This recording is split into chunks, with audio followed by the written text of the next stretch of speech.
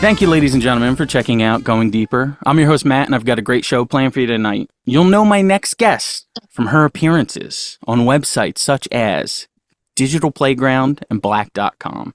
You can find links to all of her social media in the episode description below, but I really want to direct you to check out her OnlyFans at Lilly_Bell XXX. Ladies and gentlemen, join me in welcoming to the show the lovely Lilly Bell. Lilly, how are you tonight? I'm good. I'm really good. So can you take me through, just as quickly as you want, your entrance into the adult film industry or any kind of adult work in general? I don't know if you started with camming or stripping or video. What was your path into this industry? Well, you're kind of right on with that assessment. I started with camming. I was told by another performer named Cameron Canella that if you have never dipped your toe in any type of sex work, it's probably best to do something of that nature before just like doing straight up porn. You know, I think if you're like a super giant slut, like a true born slut, I think you can jump into porn for sure. There's some that we see that can just do that. But I wasn't a super promiscuous person. So I think it was important that I started doing sex work in a different way. And then, started with camming. Then I moved on to stripping, and then I started doing it out here. And it's a cool little story how that happened. I had two roommates that I basically got off Roomster, and then we all started camming together. And I let them know that I cam. You know, I said I do this, and you'll hear these moans throughout the day, so it's important that you know that. And she said, "Oh, do you make a lot of money with that?" And then she wanted to start, and then we got my other friend to start, and then my other friend started stripping. I was in a relationship at the time, so I couldn't be doing that in my relationship. After we broke up, she's like, "Do you want to try stripping?" And I said, "Sure." And so we both started, and then the other friend who was late to the camming, she was like, "Okay, I'll strip." And what's funny about this is I think me and that first friend, we don't strip at all anymore, and then that one friend, she still strips to this day. Okay. So, all right. There you go. How much of a different beast are all three of those things? Because I've interviewed a bunch of strippers this week, and I've talked to them, and they say, or girls, sorry, not a bunch of strippers, a bunch of porn stars who are now trying to get into feature dancing. And they're saying, like, there's two types. Some are just like, yeah, I'm all for it, jump in. And then there's some who are like, there's a difference between camming or being on a closed set and being in a bar where some guy smashes a bottle over someone's head over here and has to be carried out. Going from camming to stripping, was that like a huge jump for you, or was it exciting? Were you nervous at all? Did you get into a good club early on, or did you have to kind of work your way up that route as well? So, I've done every angle of sex work that there is, and stripping is definitely was the hardest on me mentally, I would say. It's like, I don't know. It's just, I would say that the customers would rather say sorry than ask for permission. There's a lot of just your constant boundaries having to be told over and over and over again. I've found in other sex work, I don't have to constantly put up my boundaries all the time. A lot of times, too, you're doing 50 first dates. So you're hearing a lot of really intense stories. I'm really empathetic. So I'm not really a shark on the floor. I'm very much sorry. My dog's coming over here. No, it's okay. So I'll sit there and listen to your life story for a bit, and then all of a sudden I've wasted like an hour, and got no dance out of it, and like a $5 tip, and it's like, what the fuck did I just do? And so you say to them, like, straight up, I'll go, I work on tips and tips alone. He's like panting right at the spring. I work on tips and tips alone. So I would really, and my time is money. You know, I only have, I wasted an hour out of my 5-hour shift. I would say this more eloquently than this. Sure. But I would appreciate, if you would pay me for my time. And, the worst thing that they can say is just no. And, because so they'll strip, be like, no. And you're like, got it, and then you move on, and yeah. But anyway, there's more questions that you asked me in that first. It's okay. I generally, the way I do it is I kind of Tommy gun out questions, and whatever you grab, we just roll from there. That's kind of how this show goes. Do you have an incident that stands out in your mind from stripping when you may have recognized a guy who doesn't want to spend with a party. And I think we both know the type of guy we're talking about. Like, say a bachelor party's there. There's one guy all the way in the back, far away from the stage, drinking beers. Have you ever, quote unquote, turned a guy where maybe you see someone who's not interested in spending money, and then on the second trip to the ATM, you're like, oh, I got this fucker? Oh yeah, I think that happens all the time. I mean, I think that's constant. You have so many, and then I think a big factor, unfortunately, is liquor. You know, if people have liquor flowing, that definitely changes people's perceptions. And yeah, I don't know. It's interesting. I've had, you know, and I have to admit too, like a lot of times while I was at the strip club, like I was. Here, I'm just gonna show you my dog, just so you know what. Oh, he looks like my dog. Yeah, he's a golden. Do you have a golden? I have a golden named Charlie. He's a terror. Yeah, he's a terror too.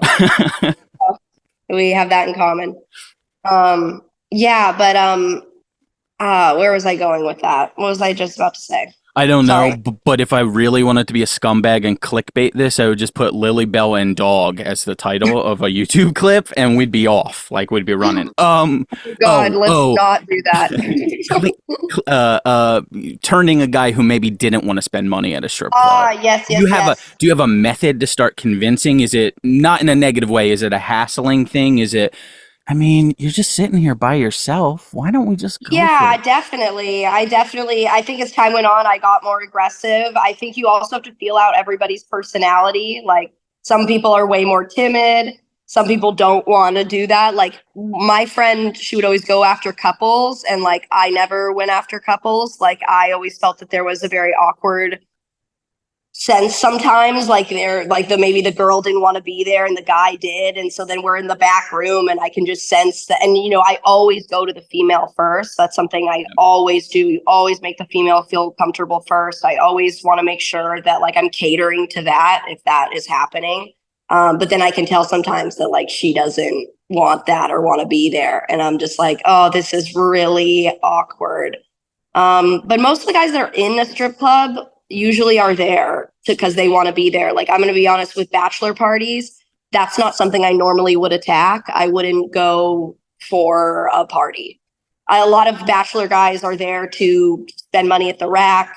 A lot of them aren't there to like go in the back and spend a lot of money dancing. So I would usually pick someone, I guess, in the back. And usually if you're sitting in the back, you're kind of wanting to come up and be talked to. And sometimes you'll have dudes that are like major strip club dudes and they sit there in the back and it's kind of a power thing for them. Like they get to pick the girl. They have girl after girl after girl coming up to them and they say no, no, no. And then finally then they get to pick who they want, you know? So it's definitely they're the big guy in the room and they can be that whenever they go.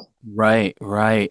That's interesting. Yeah, what you said there about guys wanting to be there and guys showing up. It's the difference between if I want to find real golfers, I'll go to a golf course. If I go to Top Golf, I'm gonna possibly just see casuals who are hanging out, right? Mm-hmm. The little research I have done, because I was not a good student, tells me you are a Spiegler girl. I Now, am. I had heard the name Spiegler before in the industry, but I did a little research today. Uh, what goes into being a Spiegler girl? It seems like it's kind of the most prestigious agency to be a part of. And I spoke to a girl earlier this week and I laid out all of my conditions that I would need if I was a beautiful porn girl. Look, I need a contract, a deposit, I need a flight paid for, I need this, that, blah, blah, blah. And obviously the girl laughed in my face and said, it's not like that. And then at the end she goes, well, unless maybe you're a Spiegler girl. And I it stuck in my head. I'm like, oh, so that's Goldman Sachs. It seems like that's the top of the top. How did you become a Spiegler girl, and what goes into remaining a Spiegler girl? So my journey with Spiegler is kind of interesting. I remember watching Sasha Grey on Tyra Banks when I was younger, and she was with Spiegler at the time. He came with her to that interview, like on TV and everything. And, you know, they just painted her in this like awful light. They made her dress like this church girl. And like, I don't know. I just remember Sasha really holding her own and just telling Tyra straight up, like, you aren't the judge of what makes one woman feel empowered versus another. Mhm. You know, so just because other women don't feel empowered by doing that doesn't mean that others might. And I think another important thing that I have said on other podcasts, I just want to throw in there is Sure. that so not all sex work has to be empowering. Like sex work can just be work, can just be a job. So I think sometimes there's always this thing of like, oh, we have to like female power. And it's like, yeah, for sure. But it is also just a job. Anyway, so with Spiegler, I remember I called him back in like 2017, I would say. He had like Gina Valentina still living in his home, I think. And he was just like, I still am wanting girls, to do anal. I'm wanting, that type of thing. And I just remember being like, I don't think I'm ready for that. And I just remember hanging up the phone and be like, I don't think I can do that. And so then, I went with OC about a year or two later because I was still in a relationship. And so I just put the porn thing away. I was like, you're going to be with this guy. You're going to, do your thing. And my parents were like, Lily, you're going to have to choose like between this lifestyle that you're living. Like, you're not going to always be able to just like be a secret person online. And then they were right, And so then eventually when my relationship ended, I was like, okay, let's just go off. But I was already signed to OC. And so when I was signed to OC, I just was girl, and solo. Then I wasn't anymore. I did boy, girl. I did OC for 3 years, finished my contract. The person I was dating at the time, he's good friends with Spiegler and also, our director. And he said, I see you being with him. You should be with him. And I said, okay, I'm ready for that next step. I'm ready to go further. So, my contract is up. So I called him and, it didn't happen right away like that. It was, he has some times where he's like, well, call me back on this month, So then I call back and it doesn't happen. So I called back like 2 times. And then after the 2 times, it didn't, I was like, all right, I'm not going to call. And then AVN happened and came back and I was waiting for my Postmates. And I thought my Postmates was outside calling me. And I answered and but it wasn't my Postmates. It was George, Spiegler's person. And he said, I want you to be part of the agency. And I was kind of shocked because I was the one barking up the tree, the last couple months, and then they didn't grab me. So then to have them call me, I was like, okay. And I was like, what, sure. I closed that door. I mean, it wasn't fully closed, but why not? And then I've been with him for a year. And that first year was rough. I had a lot of medical things happen. It was very unfortunate. But ever since I healed from all that, I've had a great time with them. It's been so beneficial to be with them. Sure, sure. Yeah. I've heard interviews with him where he says he looks for beautiful, professional, perverted.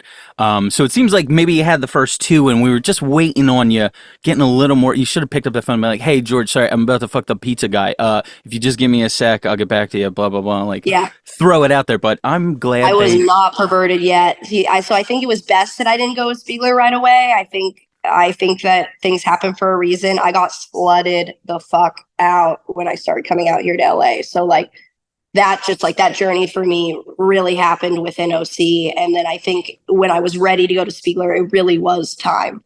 And I'm happy that I think that, yeah, when I look back on it, I think that's good how it happened. You said something in there that was interesting. You said you actually went to your parents and talked about that. So your parents know what you do, they're comfortable with it, supportive. Yeah. I read you grew up in Portland, I believe. Okay. Beaverton technically, but like most of my adult life in Portland. Yeah. Sure. Little weird up in that area in a good way. Okay. Yeah. Did that contribute to an upraising or is that the right word? Yeah, an upraise. No. When you were growing up, did that being in that kind of environment a more, and I don't mean this politically, like liberal, a little more progressive of everybody environment, maybe that was your town, maybe it wasn't. Did that make it easier to get into stuff like this? I went to 12 years of Catholic school. I have nothing but sexual shame. So so I can't imagine even going to my parents and being like, I'm doing this now, and then being like, I am so proud of your new 10,000 followers. My parents here's the thing. I think it wasn't just like I just threw porn in their face. It was started out with camming. and it went to stripping. Like it was like they were slightly introduced, as time went on. Interestingly enough, though, I'd only had been camming for like a little bit when I had talked to Spiegler right away. And so I talked to my stepdad about it, and he was pretty supportive about it, shockingly, because he knew who Spiegler was. And he just said, Lil, if this is what you want to do with your life, we can't stop you. You're an adult, and we just want you to be safe, and we want you to, live your life. And my mom, for me, what she always wanted was she wanted me to like live in some rat shit apartment in New York, audition for Broadway. And that's like all I do all the time, like with a bunch of girls. That's like what she envisioned for me, for my life. So like with her, like in a way, I think she kind of is happy that I'm like doing something that's like shiny and bright in some way, Sure. which is happy for her. And then also she was the hardest to convince. Like the camming, I remember we went on a trip to Mexico and was telling her about it, and she was crying and she was upset. And I think it's not just, it's a reflection on her. What are people going to think? Oh my God, I'm going to have to tell them what you're doing. Oh my God, they're going to think, what did I do wrong in my line of parenting to cause you to stray to do this? And it's like, not that deep. It's not like that. My mom was an amazing parent. So was my stepdad. I had parents around me all the time. They raised me very well. Sometimes people do just choose to do these things. And like I said, I wasn't a big slut growing up. I only had sex with 7 people prior to getting into the industry. So I don't know. I just was kind of looking at it, and I was in a relationship. I was like, this can't be the last penis I'm going to be with. Like, there's no way. Mm-hmm. And it wasn't. So, yeah. Thankfully, yeah. Yeah. We're going to take a break, and we'll be right back. My guest today, Lilly Bell. You can find her on OnlyFans at Lilly_Bell XXX. And links to all of her social media is in the episode description.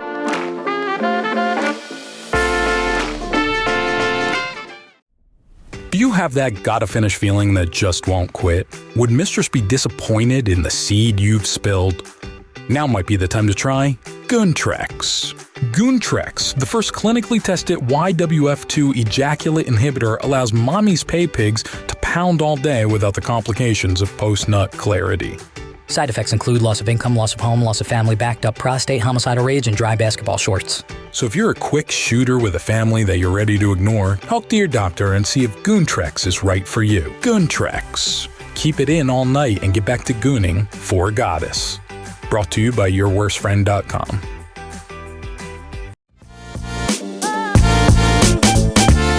And we're back with my guest today, Lilly Bell. You can find her on OnlyFans at Lilly_Bell XXX. Lilly, how are you? Now, you said something there, and I want to touch on it real quick, earlier before the break, about your mom wanting you to go to New York and becoming a, struggling Broadway actor. And there's like a level of quote unquote respectability about that, right? Was your mom an artist? Was she did she always want you to just be a little superstar, or how did that come about? Well, I went to an art school growing up, so I think that was a big influence on it. And then we loved Broadway together. She wasn't a big artist. I think she just loved the movie Fame and just really was like into that, And then when I started going to art school, she probably was like, oh, like this could be something, and yeah. Okay. Well, look, I'm going to ask some stuff out for you. Our game today is called Porn Words.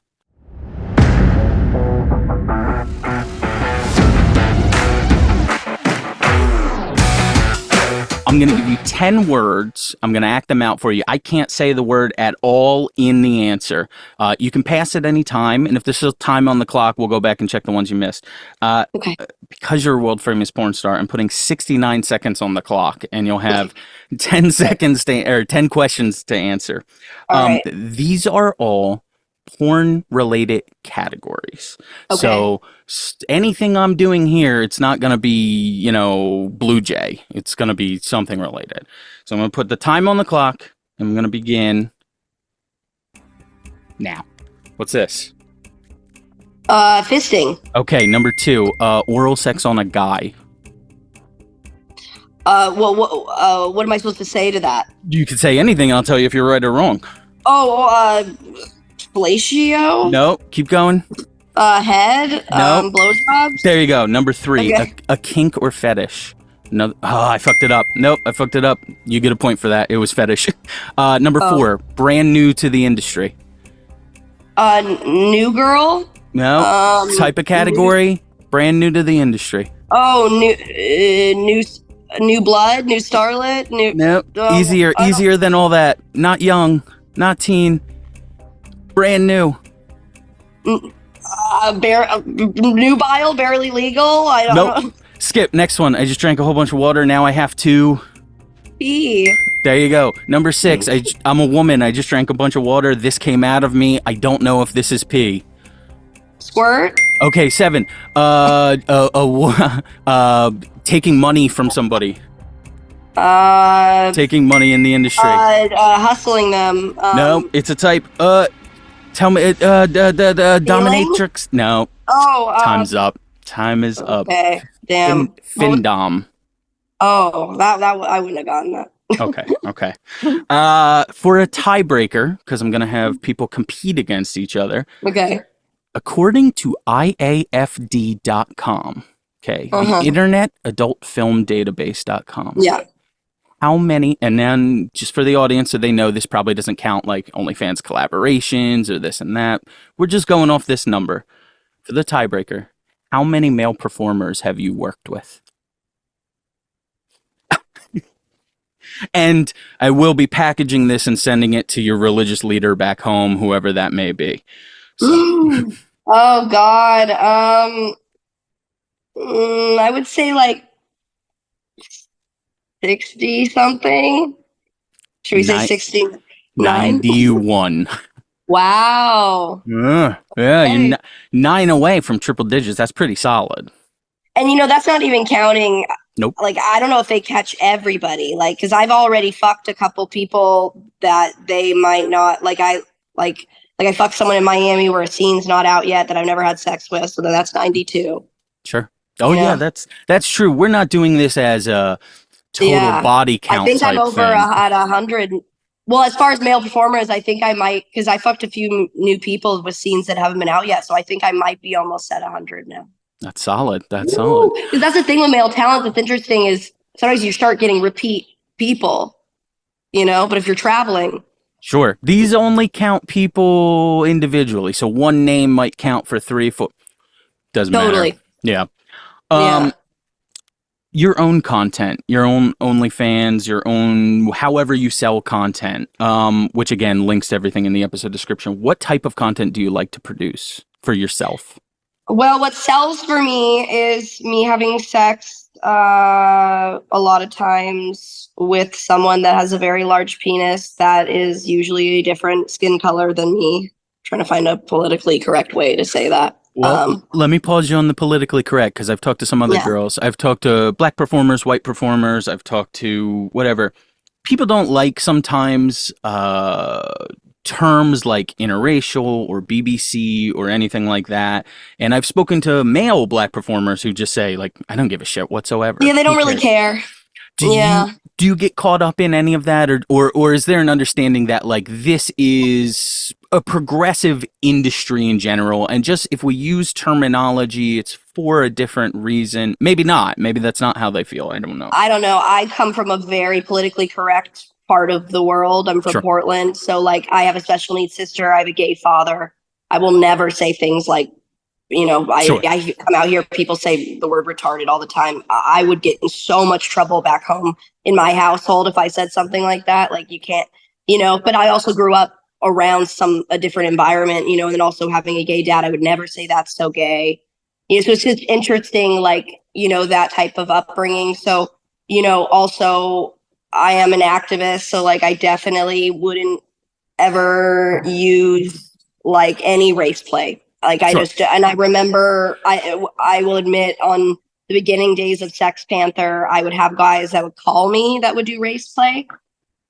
And it just left me with a funny feeling. And so I remember, like, I told this dude, after like the BLM movement, was really intense, and I did some marching and stuff. And, I guess a lot of girls basically like had this major thing where they were like, we're not doing race play anymore. And I think that birthed a lot of stuff, which is good, but it upset a lot of people. And then this dude just bitched me out on the phone and was so pissed and said, "Oh, you fucking sluts, not doing this anymore." Just so mad at me. And I was like, well, I think he's getting a lot of girls that are doing this right now.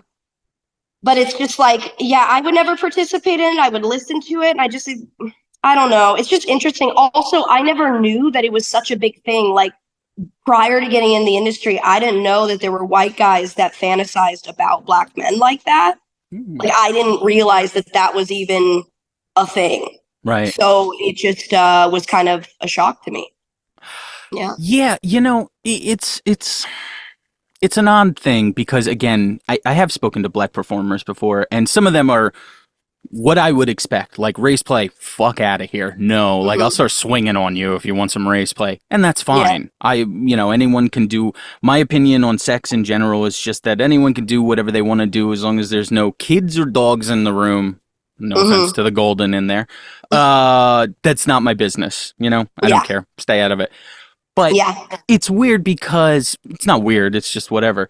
I've spoken to male black performers and they're like, yeah, I don't give a shit. Whatever. You call me whatever you want. I'm inside you. But then from an acting standpoint, in a sense, you have to be comfortable with it on the other side. So even though here's what I see, I think. I see Asian girls obviously using their Asian culture to promote themselves in that way, which I think they're able to do that because they're Asian. Sure. And so that makes sense. If I all of a sudden am like, I'm shooting with this hot Asian girl, like, it's a little different if a white person is doing it. So like if I'm doing race play and saying I'm shooting with this BBC, like, it just looks bad. But like if a black person is talking about themselves in that way, I feel like that doesn't look bad. They can say whatever they want because that's their culture and they're able to say what they want. So it's kind of, I guess that's kind of where I lean with it. Like, I wouldn't, because like it's not like they're saying to me like, oh, you have tight white whatever. Like they're not really doing that to me. Sure. So, and they're not, and I don't see a lot of I guess maybe I haven't checked. I'm like, I guess they do companies label me white like that, but I don't know if I see other male talents doing that to me that are black that I work with. I'm not sure. Yeah, it's interesting. We had a little tech issue, not a big deal. You were saying though about how you're not normally labeled as white performer, Lilly Bell. And I think that's a totally fair point. Orin is very weird. Go ahead. Sorry. I definitely got thrown into that though. Like I wouldn't say that like but like I definitely got thrown into the snow bunny category for sure. And I didn't know that was going to be what my thing was going to be, like I didn't know that. Yeah. So it's interesting when you get thrown into something and you're like, oh, sure. Okay. It's weird. We've had this large cultural shift in language too, right? Like, you don't have an issue performing with black male performers. Yeah. But you might, or other people might, or anything else, if they just put a simple word, white girl gets destroyed by BBC. It's a little bit like, I mean, you can't even say Lilly Bell and Isaiah Maxwell or whoever it is. But if you go back in the history of it, this industry was using the word tranny like it was nothing for the longest time for trans performers. At the same time, they were giving trans performers work. So it's a real weird dichotomy where we're moving towards a thing where we need to be more conscious of language, which can get a little scary and a little dangerous if we push too far. But I do think we need to have a little more cognizance of who we're talking about when we're talking about. We don't have to necessarily classify everything to a small category. Tiny white girl gets destroyed. It's not necessary, Yeah, I hear you on that. I think, it's interesting because, I had a situation with a company where basically I showed up on set. The script was not sent to me prior. They basically want me to do major race play, say BBC, say things like this. I say, I'm not saying things like this. I said, never when I've worked for Dog Fart or Blacked or any of that, never made me say these things. I'm not saying it. The director looked at me and goes, well, it's not like I'm making you say the N-word. And he said it with the hard ER. And I was like, whoa. And he's like, I've changed the script now. And he got all mad and then changed it. And he goes, how about you say this? Is it true what they say? Once you go black, you never. I go, no, that's still race play. I'm not doing that. Right. And then he was just such a dick the whole thing. And then he packed up the whole set, made us wait on the couch, didn't give us our checks for like 45 minutes, and then what happens when that DVD comes out? My face right next to like Lilly Bell takes BBC, like literally what you were saying, my face right there. I was like, you know what he thought? He goes, bet that bitch doesn't want to do race play. I'm going to put your face right next to that word and you are not going to be able to do anything about it. And that's exactly what he did. So let me ask you, is that guy no-list it from now until eternity, or are you comfortable working with that person again? Not the male talent. Male talent's great. Yeah. The director, I don't think I would work for that company again. No. Yeah. Okay. And it's an older company. It's a company that's been around for a while. But I mean, we've come a long way. I mean, people used to say the N-word. When it used to happen. I don't know if you remember Mo the Monster. I do a show called I Said What, or a segment called I Said What, right? And I go back and I pull old clips, and the idea is never to throw anyone under the bus. I want to hear you, Lilly Bell going like, ooh, I like taking a big dick, blah, blah, blah, blah. But I went back for one girl, and I found some stuff, and I showed my wife, because she's my producer on the show. I was like, hey, you think I should play this clip? And it was just N-word, N-word, N-word, N-word, N-word. And I was like, oh, and she laughed because I was joking. Obviously, I'm not going to play that fucking clip. But I bring it to the performer, and off air, I said, hey, I have some clips for you to play. She goes, ooh, are any of them the race play stuff? And I said, no. And I explained the story I just told you. And she says to me, and I give her tons of fucking credit for this. She goes, if you have one, we could play it. I didn't have one. There was no reason to pull it. But she goes, we could play it and we could talk about how things have changed in the industry and how that used to be acceptable among performers and this and that. Again, I won't call out that individual, but I think that's a good thing that times have changed in that way where we're a little more cognizant of it. But I do get scared when we get to the point of not wanting to categorize anything that it could hurt some performers who don't look as beautiful as Lilly Bell. Like BBW, I would fucking hate to be classified as BBW, but if it was getting me more work and I was a curvier woman, that kind of only benefits me, I think at the end of the day, we're categories. People search up categories. That's always what it's going to come down to. I think there's a way you can carry yourself in this industry where you're not stepping on toes, doing too much of that. But of course, if you label some of your stuff in some ways, I don't know. I think it's up to people's discretion. I think everybody has their own opinions on these things, Obviously, if you're classifying things into racial stuff, you're going to probably make more money. Like it is just how it is. So, either you can, do what you want. But like, last thing I'll say is like about the race thing is how we also have come a long ways. I remember this one scene I did for Dog Fart. And I don't care about talking about Dog Fart because, they know what they've done. But, they had a scene once where I basically was supposed to be looking through a sex shop. There's this DVD I picked up and I was like, literally black girl.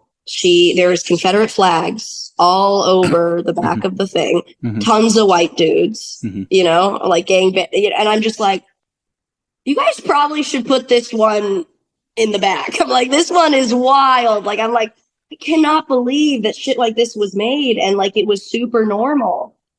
But I guess, we look at so much of our cinema and so much of our stuff that we used to look at. And like I'll watch, episodes of The Office, like where he like hides under the desk, like when that one worker comes, and I'm like, holy shit, I'm like, that's really recent, but it's like things were different back then. They just were. You know what? You specifically talk about the unfortunately named dogfart.com, which has so many.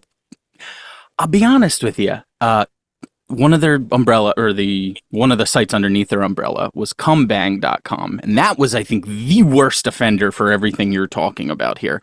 White dudes with a black girl, okay? Blow bang. And I think it was Come Bang. I'm pretty sure. And all of them in Confederate shirts. And it was about how the girl's black boyfriend cheated on him or something. So now she's going to get revenge on him with white guy. I mean, but I'll be honest with you though, when I was a kid, 18 years old, definitely not younger than that, I used to like seeing a hot black girl in a scene. So I would kind of look at it and be like, oh, that's weird. Those gentlemen must be from the South. Let's just continue on with this scene. Yeah. We have changed since then. We've grown since then. I understand that. If we could go back and digitally remove the Confederate flags, I'd be more comfortable going back and watching those videos again. Yeah. Yeah, it's funny. I'll up you one, and then we'll see if you feel this ups you one. Do you know what the blue pill group is? The blue man pill group? I don't know what the Blue Man Pill group is. I know what the Blue Man group is. So it's not that. Blue Pill Man group. I think it's the blue pill man group. Yeah. Okay. Anyway, if you look it up on Pornhub, just type that in. It'll come up. It's basically a group of old geriatric men, and they're just like fucking the shit out of a girl, and they'll do just like different things. And so it's a take on the, blue men of Vegas. And then it's just, and they're really good at it. And it's wild because that was the first thing I was shown by my agent when I started. I remember I came to the office in Chatsworth and they showed me that. And I was just like, so girls are doing things like that. I was like, is that something I'm going to have to do? Like, I just was like, holy shit, but what's funny now, I would totally do something like that. Like, I would so do it. And it's, like, who cares? I think that's fun. And like old men, they know how to lay it down. Sure. Well, how old are we talking? Last question, then we're going to take a break. We'll come back. Well, how old are we talking about? They look like they're high 70s. So you'd be comfortable with that now? I have. Yeah. I've had sex with men that are in their 70s. Yeah. And where'd you hide the body after you killed them with the heart attack? It's shocking. I think if you take care of yourself, you'd be surprised, there's definitely men that, I think, age is just a number when it comes to men's libido sometimes. That's wild how they just can keep going. Sure. All right, folks, we're going to take one more break. My guest, Lilly Bell. Find her on OnlyFans at Lilly_Bell XXX. Links to everything in the episode description. We'll be right back.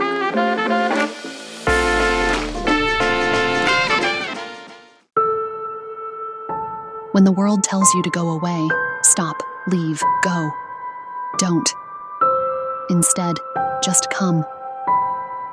Come, the new fragrance by the podcast that made you squirt.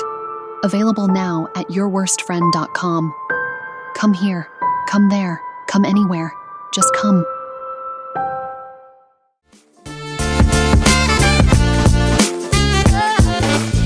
All right, folks, we're back today with my guest, Lilly Bell. You can find her on OnlyFans at Lilly_Bell XXX. Lilly, let me ask you, do you like being put in awkward positions? It depends, I would say. Okay, well, let's try and put you in an awkward position with my next game, Ladies' Choice. Okay.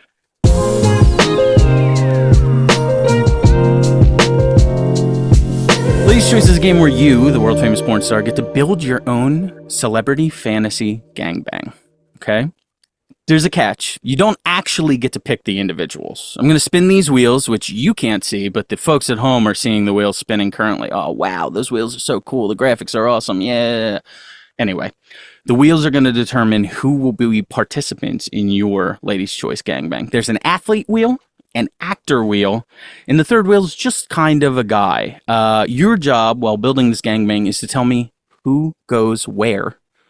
And then give me your logic for it. Like, did you pick this guy for your mouth because, like, oh, he's got great abs. I'd love to stare at those abs.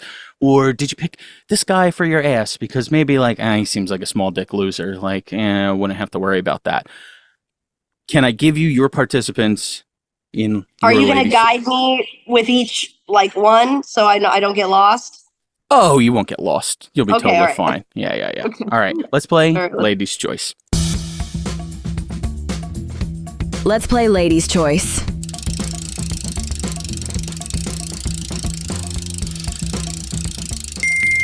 Travis Kelce, Channing Tatum, Ed Kemper. Lily, you true crime fan at all? I am. I know a lot about Ed Kemper. Travis Kelce, you get to borrow him from Taylor for a while. That's pretty solid, you know. Maybe he never even goes back. Your actor, Will Channing Tatum, Mr. Magic Mike, am I right? Yeah. I mean, look at the man. The abs alone, that didn't work. And your third guy, unfortunately, is Ed Kemper. There are pros to him. He's 6'9". I doubt we'll be able to use the little dick loser in this scenario. The cons are, unfortunately, he did murder 10 people. So, Lilly Bell, if you would please give me your ladies' choice selections. Travis Kelce, Channing Tatum, and Ed Kemper. Okay. I really love that you chose Ed Kemper. I'm going to save him for last. I'm going to put, I don't know, Travis Kelce. I don't even know if I have this feeling like he's such a little douchebag that I kind of would want to just like, I feel like he's a big cuddle bug. Like he almost would maybe want to have it up in his butt.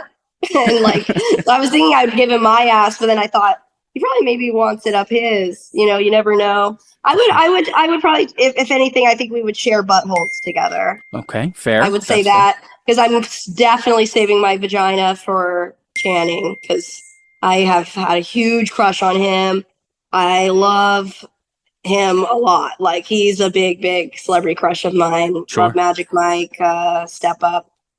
Anyway, with Ed Kemper, I just feel it's only fitting to choose my mouth/throat because, which I'm sure you know, he killed his mother and fucked her throat. And, you know, she basically said to him the night before he killed her, she said, "I've never had sex because of you, you know, blah, blah, blah." And, you know, he goes, "All right, bet." And so he killed her and then fucked her throat and then said to her poetically, "Well, now you have had sex." I believe at one point he also ripped the vocal cords out and said that bitch wouldn't shut up, I think is what he told the police. Oh, see, the only reason why I know of this is not because I watched like a documentary about him. It was that Netflix show. Oh, love it. Give me a third fucking season of Mindhunter. Yeah, it's really good. Really good. So good. Yeah, best. Yeah. So we're going to wrap this up. I got a few other questions, though, that I want to talk about the future. What is coming up for you? Are there any major kinks or fetishes or types of scenes that you've yet to shoot that you're excited to shoot coming up? Yeah, I mean, I might, so I'm still planning to do my debut anal coming up here soon. I don't know when that's going to happen, but I think it's going to happen at some point. If not this year, next year. I know it's going to be happening before I'm 30. So I'm 28 right now. Okay. So I'm going to get ready and excited for that. It was supposed to happen last year, and then because of my whole medical thing, I wasn't able to. Sure. Still want to do a, whatchamacallit, a blow bang. Yet to do that. I did get to do my gangbang last year. What I really want to do for myself, which isn't even like super work related, like, yes, I want to do more features and things like that. And I did just do a really great feature for Digital Playground this year. It was really fun. And then I have a feature coming out for La Cinema in the next month or so. I also have something for Playboy coming out in the next month or so. That's exciting. But really what I want to do is travel. Me and my friend Maya Wolf, we were talking about going to Amsterdam for XBiz in September. So I might go to New York before that, then go to Amsterdam, then go to Berlin. So I'm just like planning to do all of that. I just kind of want to travel to Europe again because I wanted to go last year and I wasn't able to go because I was shooting a feature. So, yeah. I don't know the names of the companies exactly, but do you shoot in Europe ever or no? I have. So the last time I was in Europe, I got flown out to shoot for the company Dorsel. Okay. And so I got to be in Paris and shoot for them. And then I got to stay an extra week and just kind of fuck around. And that was fun. Where's the crazy hardcore place? Not like violent or anything like that, but is it Prague or? Yeah. Something like that? Prague and Budapest. Yeah. Okay. And is Czech Republic part? Is that the cup? Like I mean, I barely know where Pennsylvania is. I'm in New Jersey. So yeah, sure. In that region is where they do all the crazy stuff. I understand. I believe you've shot a VR scene before, right? A few of them? A lot. A Oh my lot. God, a Okay. lot. What is different about that? Shooting wise, just So being much. you. Yeah.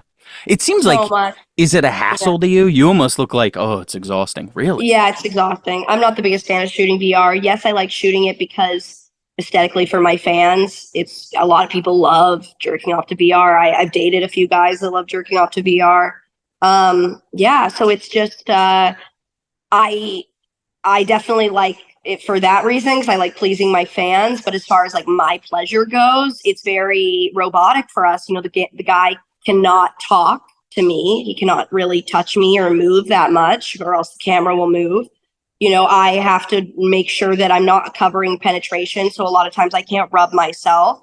Like if I'm rubbing myself when I'm in doggy, you know, I'm not able to turn my face very well because I'm rubbing. Sure. So then I'm not able to then pleasure myself because then I'm supposed to be giving a full performance. And then if I'm rubbing myself in missionary, a lot of times you might not be able to see penetration that well. Right. So it's like there's some, you know, so it's more robotic for me. But it is fun to do some cosplays. Like I always find those fun. Like I just got a little award from Bazowie that was cool for this like Catherine the Great cosplays I did. And then I did like a Rhaenyra Targaryen one last year that I won an award for, and that was cool.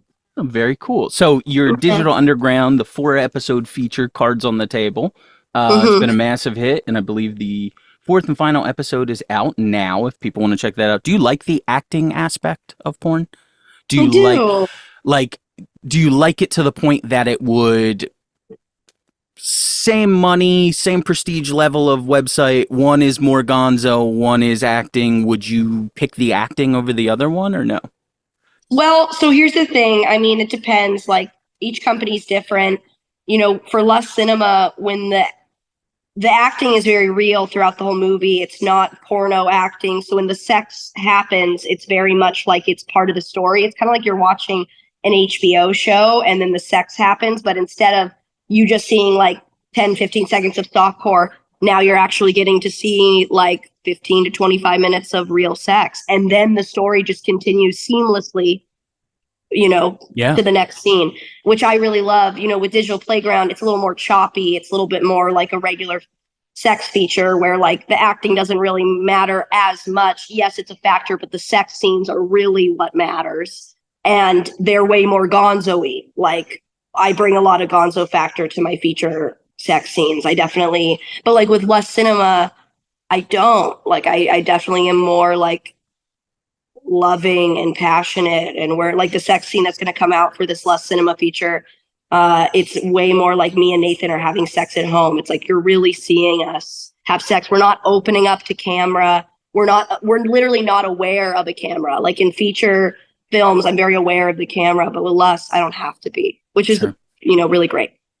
You have done a lot of these scenes in the past, and I believe it probably stems from your relationship, as you said. Do girl scenes sell? Do they sell well? I love shooting girl. Unfortunately, they don't sell well for me on my platform. I wish they did. I know it does work for some girls. And it sucks because I love shooting it. So if I'm going to shoot with a girl, it's because I really want to fuck her. But yeah, but for companies, it sells well. I sell well for companies for girl, but on my OnlyFans, no. I've talked to my wife about this before. I'm likely gonna die young. We've talked about how people who stay healthy and everything can go into their 70s and fuck. Not me. But I've talked to my wife about this before, and she's bisexual, I would say. She said if I were to die, it would only be girls from now on, and not like a insecurity issue, like let me just reassure him. Because I told her, I'm like, yo, go out and get some dick and make sure they're rich too if something happens to me. If you could only be with guys or girls the rest of your life, what would you pick? That's so hard because I've been having kind of an interesting thing in my sexuality recently where like I want more than anything to be a lesbian. Like I truly like that would make my life so much easier. I'm not the biggest fan of men in general, you know, but I'm very attracted to them and I really like them a lot in a lot of ways. But as far as like, you know, socially and the things that I've dealt with in sex work, you know, I've kind of had a little bit of a, viewpoint on some things. And so unfortunately, I am very straight. So I would have to say that I would just be with men for the rest of my Sure. life. But if I'm not having sex, it's just so hard because I wish I was a lesbian so bad because I just want, but it's like I do crave dick. Like it is. And then, but it's like you men are like, not all you men. That sounds bad. I understand. No. Every dude mostly. Don't. Go ahead. Yeah. Yeah, I've dealt with some shit and it's crazy. And like, you guys are very visual creatures. You like variety, it's tough growing up in this like mindset of thinking things are going to be like what you see in movies. And then you realize like relationships aren't really like that and it's real life. And then, then trying to have a relationship, realizing that, and then also doing what I do, I think if I date another guy, I would want to date a guy that isn't a fan of my friends. Gotcha. I want it. Like, I'm cool if you watch porn. That's fine. I know that it's just something that happens. I know there's a lot of girls out there that are like, no, like if you watch porn, like we can't date. Here's the thing. Like, I've watched it. So it's like, it's fine. Do I watch it now? No, but I just prefer, like, if I bring you around, you might see a girl and go, oh yeah, I kind of recognize her, but I don't want you to know her by name. Fair enough. Yeah. Oh, that's no. That's fine. Yeah. Last question for you. Is there an exit plan, or are you gonna be Granny Gilf? Lilly Bell takes BBC. Obviously, we would put on there. Giant Yeah. BB. Yeah. Right. Yeah, at that point when I'm granted, I'm like, just say all of it. I don't care. Yeah. Sure. Yeah. Well, your progressive opinion now, 40 years from now, will shift, and Who you'll say knows? something Yeah. horrendous. So is there an exit plan? That's such an interesting question. I just always see myself in sex work. I don't really know I'm like nervously picking at my brush. This question is always interesting. I always saw myself being a MILF, carrying out, being someone that is in the industry for 10 plus years, really being able to live off my name. As time has moved on, the industry isn't what it used to be. The household porn star name doesn't really hold the same as it used to. The OnlyFans thing changed a lot of stuff. So I don't know. I would eventually do things behind the camera a little bit. I don't know if that's where I'll stay. I have done some script writing. I do enjoy that. I see myself always in sex work somehow, some way. I've wanted to do some talent liaison work. Wow. And I think that that would be really beneficial for me because I am a talent. So I think a lot of talent would trust me to be a talent liaison because I'm not coming from, no knowledge. I definitely would probably take some courses though. I've also even thought about school again in some kind of way. The reason why I didn't go to school is because I felt like it was like I had to do it for my parents and do it for my family and do it because I was proving stuff to other people. And now if I went back to school, it's because I'd be doing it for me and what I want to learn. I just be really scared about like all of the student loans, like, because once you start, you can't really stop. So it's like, I'd really want to make sure that I know what I'm doing. So I don't really know what my exit plan is. I don't know if I have one.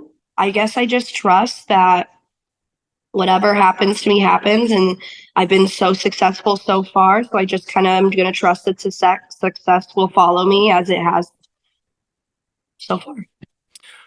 I think it's the perfect answer. My guest tonight was Lilly Bell. You can find links to all of her social media in the episode description below, but make sure you head to her OnlyFans, buy some lesbian porn, really push it. Be like, oh, I need to see you with more girl, and then you're throwing in your credit card number and whatever. Make sure you check out her OnlyFans at Lilly_Bell XXX. Lilly, thank you so much for coming on with me today. Thank you.